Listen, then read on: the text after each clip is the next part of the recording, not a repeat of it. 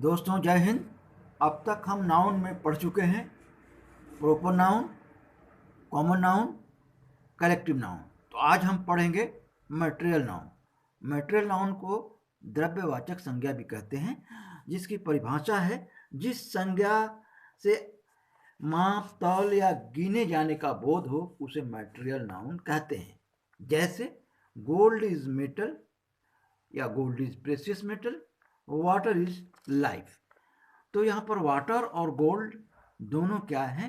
Material noun है, क्योंकि इसमें मटेरियल का पता चलता है, गोल्ड और वाटर।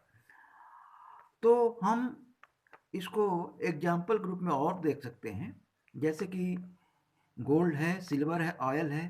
तो गोल्ड को तौला जा सकता है, सिल्वर को भी तौला जा सकता है, ऑयल को मापा जा सकता है। राइस है, पल्स है, मिल्क है, ये सब क्या है? ये सारे के सारे मटेरियल नाउन के अंतर्गत आते हैं। और इसी तरह से हम आगे देखेंगे कि मटेरियल नाउन का प्रयोग कभी कभी कॉमन नाउन की तरह भी होता है। जैसे आप देख सकते हैं, fish have, fish lives in water, lives in water. तो यहाँ पर जो है प्रयोग क्या हुआ? वाटर का एक तरह से कॉमन नाउन के रूप में प्रयोग हुआ है। अब देखिए, fish is good for health, यहाँ पर जो है मटेरियल नाउन के रूप में प्रयोग हुआ है। तो इस तरह से हम समझ सकते हैं कि कभी कभी जो है मटेरियल नाउन का प्रयोग कॉमन नाउन के रूप में भी होता है। अब्स्ट्रैक्ट नाउन पांचवा है, अब्स्ट्रैक्ट नाउन। अब्स्ट्रैक्ट नाउन किसे कहते हैं? इसको इंग्लिश में, हिंदी में भाववाचक संज्ञा भी कहा जाता है। तो भाववाचक संज्ञा का मतलब क्या होता है? जिस संज्ञा से किसी भाव, गुण तथा दोष का पता चले उसे अब्स्ट्रैक्ट नाउन कहते हैं, जिसे देखा जा सकता है, स्पर्श किया जा सकता है। अब क्या है? Healthy honesty is the best policy. तो ऑनेस्टी यहाँ पर क्या है? ईमानदारी यहाँ पर क्या है? यही जो है अब्स्ट्रैक्ट नाउन है, जिसे हम क्या कहते हैं? भाववाचक संज्ञा भी कहते हैं। इसमें गुण और अवगुण दोनों पाए जाते हैं, जैसे काइंडनेस हो गया, वर्चू हो गया, ऑनेस्टी हो गया। अब उसी के बाद हम देख रहे हैं दशा की बात है। दशा में जैसे पॉवर्टी, गरीबी हो गया, हेल्दी स्वस्थ हो गया, यंग नौजवान हो गया।